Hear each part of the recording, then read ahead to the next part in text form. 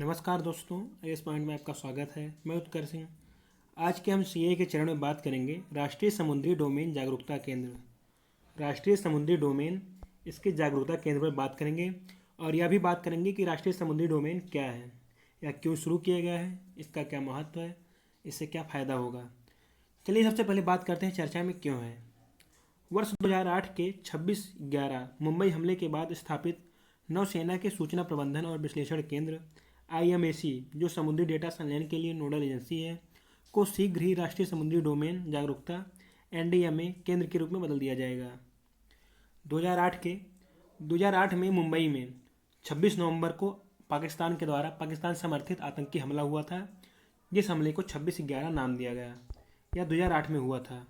तो इसी के लिए उस समय भारतीय नौसेना को चकमा देकर आतंकवादी भारत में घुसे थे समुद्री रास्ते से मुंबई में, जिससे वो आतंकी हमला कर सके और कई लोगों की जान जा गई थी उसमें। तो इसी समुद्री नौसेना की डाटा संलयन के लिए एक एजेंसी बनी है, उसकी सूचना प्रबंधन के लिए, जो सूचना प्रबंधन और विश्लेषण केंद्र के नाम से जाना जाता है। क्या किस नाम से जाना जाता था? सूचना प्रबंधन और विश्लेषण केंद्र इसके नाम से जाना जाता था, लेकिन अब इसका नाम बदल कर राष्ट्रीय समुद्री डोमेन जागरूकता एनडीएमए केंद्र के रूप में बदल दिया गया है। अब इसका नाम बदल कर एनडीएमए के रूप में हो जाएगा। अब चर्चा करते हैं इसके प्रमुख बिंदु की। इसकी पृष्ठभूमि क्या है? समुद्री डोमेन जागरूकता, मैरीटाइम डोमेन अवेयरनेस एमडीए, तटीय सुरक्षा बढ़ाने से जुड़ी महत्वपूर्ण क्षेत्रों में से एक है। हालांकि यह बहुत ही चुनौतीपूर्ण कार्य है, क्योंकि भारत विश्व के सबसे व्यस्त समुद्री यातायात क्षेत्रों में से एक पर स्थित है। जो इस समुद्री डोमेन जागरूकता एमडीए है, यह किस लिए है? तटीय सुरक्षा बढ़ाने के लिए। जो महत्वपूर्ण क्षेत्र हैं, जो तट नदी के समुद्र किनारे हैं, जैसे मुंबई, महाराष्ट्र, गुजरात, गोवा, इन सब क्षेत्रों को, उधर बंगाल, इन सब क्षेत्रों के तटीय क्षेत्रों को सुरक्षा बढ़ाने के लिए एमडीए की शुरुआत की गई। और यह बहुत चुनौतीपूर्ण है। समुद्री रास्तों पर नज़र रखना बहुत चुनौतीपूर्ण है, क्योंकि जो भारत का ये समुद्री रास्ता है, यह दुनिया में सबसे व्यस्ततम रास्ता है। यहाँ से बहुत सारे सामान, मालवाही जहाज़, यात्रीवाही जहाज़ आते जाते रहते हैं, जिनमें यह पता लगाना बहुत मुश्किल है कि किसमें आतंकी हैं, किसमें नहीं। ये एक चुनौतीपूर्ण कार्य है। इसी वर्ष भारत हिंद महासागर आयोग आईओसी में एक पर्यवेक्षक के रूप में शामिल हुआ है। गौरतलब है कि यह आयोग पश्चिमी अफ्रीकी हिंद महासागर में एक महत्वपूर्ण क्षेत्रीय संस्थान है। एक क्षेत्रीय संगठन क्या है? हिंद महासागर आयोग आईओसी में भारत इसी साल शामिल हुआ है। और यह आईओसी पश्चिमी अफ्रीकी हिंद महासागर में एक महत्वपूर्ण क्षेत्र है। जैसे जो अरब देशों के नीचे हिंद महासागर और अफ्रीका के तट से लगता हुआ महासागर है, उससे जो भी देश उस हिंद महासागर के तट पे हैं, जो अफ्रीकी देश और पश्चिमी एशिया के देश, उनका एक संगठन है आईओसी। इसमें भी भारत पर्यवेक्षक के रूप में शामिल हुआ है। वैसे भारत भी हिंद महासागर का एक हिस्सा है, हिंद महासागर के तट पे है, लेकिन यह एक आईओसी जो है, यह पश्चिमी एशिया और उसके बाद अफ्रीका से जो हिंद महासागर सटा हुआ अफ्रीका है, इन सभी देशों का एक संगठन है, क्षेत्रीय संगठन। इससे पहले 2018 में समुद्री सुरक्षा पर क्षेत्रीय देशों के साथ समन्वय स्थापित करने और समुद्री डेटा के क्षेत्रीय भंडार के रूप में कार्य करने के लिए आईएमसी परिसर में सूचना संलयन केंद्र हिंद महासागर क्षेत्र IFC-IOR की स्थापना की गई थी। वर्तमान में विश्व के 21 साझेदार देशों और 22 बहुराष्ट्रीय एजेंसियों के साथ इसका संपर्क है। जो आईएमसी परिसर में सूचना संलयन केंद्र हिंद महासागर क्षेत्र स्थापित किया गया था, इसमें वर्तमान में 21 देश हैं और 22 बहुराष्ट्रीय एजेंसियां इसके साथ काम करती हैं, जो समुद्री डेटा का भंडार एकत्रित करेगा सुरक्षा के लिए। हिंद महासागर क्षेत्र IOR एशिया के बहुत से देशों को वैश्विक के लिए एक वाणिज्यिक राजमार्ग का कार्य करता है, और यह कई देशों के समृद्धि के लिए बहुत ही महत्वपूर्ण है।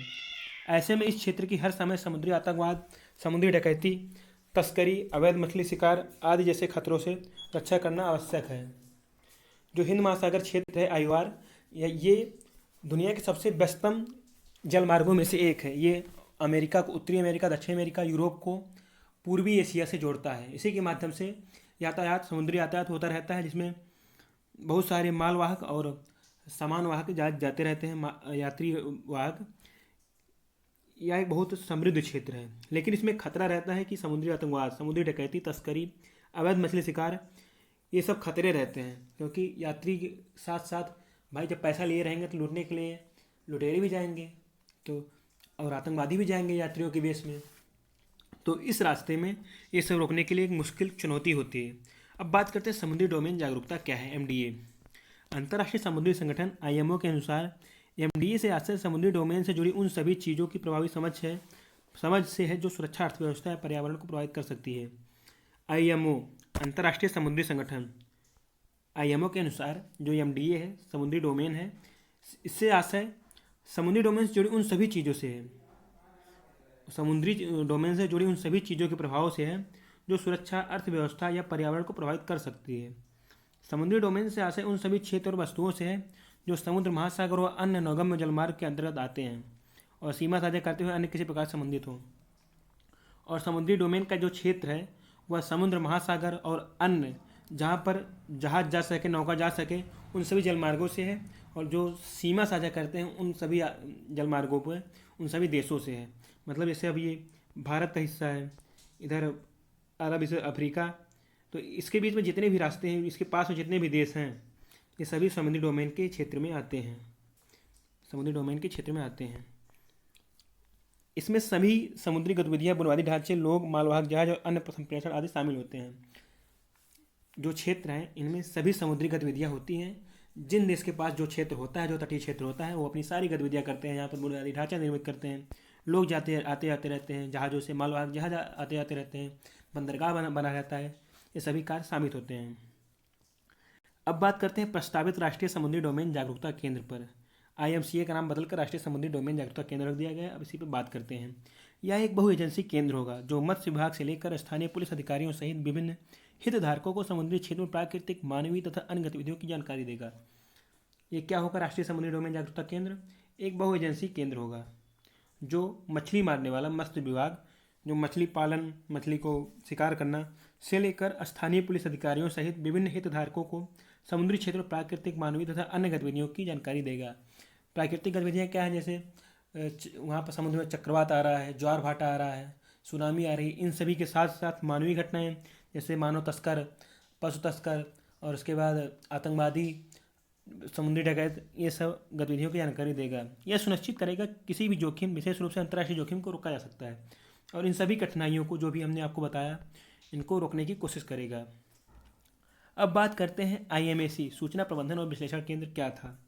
आईएमएसी तटीय निगरानी के लिए भारतीय नौसेना का मुख्य केंद्र है। यह गुरुग्राम, हरियाणा में स्थित है। इसे वर्ष 2014 में शुरू किया गया था। आईएमएसी भारत के तटीय निगरानी के लिए, जो भारतीय नौसेना के लिए भारत के तटीय निगरानी का एक मुख्य केंद्र है। यह गुरुग्राम, हरियाणा, मतलब हरियाणा के गुड़गांव में इसका मुख्यालय स्थित है। इसे 2014 में शुरू किया गया था। क्यों शुरू किया गया था? क्योंकि यह भारत के तटीय हिस्सों की निगरानी कर सके, इसकी सुरक्षा की निगरानी कर सके। आईएमएसी भारतीय नौसेना, इंडियन नेवी, तट रक्षक, कोस्ट गार्ड और भारत इलेक्ट्रॉनिक्स लिमिटेड की एक संयुक्त पहल है तथा यह राष्ट्रीय सुरक्षा सलाहकार एनएसए के तहत कार्य करता है। जो आईएमएसी एक एजेंसी है, इसमें इंडियन नेवी, कोस्ट गार्ड और इलेक्ट्रॉनिक्स लिमिटेड तीनों मतलब मिल के काम कर रहे हैं और यह एनएसए के तहत कार्य करता है, राष्ट्रीय सुरक्षा सलाहकार के तहत कार्य करता है। यह राष्ट्रीय कमान, नियंत्रण, संचार और खुफिया नेटवर्क NC3I नेटवर्क का नोडल केंद्र है। अब बात करते हैं इसका कार्य क्या है। आईएमएसी का कार्य क्या है? आईएमएसी अंतर्राष्ट्रीय जल क्षेत्र में जहाज़ों की आवाजाही की निगरानी करता है तथा यह तटीय रडार, वाइड शिपिंग समझौते, स्वचालित पहचान प्रणाली, व्यापारी जहाज़ों पर लगाए गए ट्रांसपोर्टर, वायु और यातायात प्रबंधन प्रणालियों तथा वैश्विक शिपिंग डेटाबेस से संबंधित महत्वपूर्ण डेटा प्राप्त करता है। यह सागर पहल, security and growth for all in the region, Sagar में सूचीबद्ध सिद्धांतों के अनुरूप कार्य करता है। आईएमसी का कार्य क्या है? यह अंतर्राष्ट्रीय जल क्षेत्र में, जैसे भारत का ये क्षेत्र है, इसके जितने भी जल क्षेत्र में, मतलब समुद्र के पास में जो हिस्सा है भारत का, मतलब तटीय इलाका, इन सभी में जहाज़ों की आवाजाही की निगरानी करता है। किस बंदरगाह पे कौन सा जहाज आ रहा है, कहाँ नहीं आ रहा है, और इसके तटीय क्षेत्रों में कौन सा जहाज आ रहा है।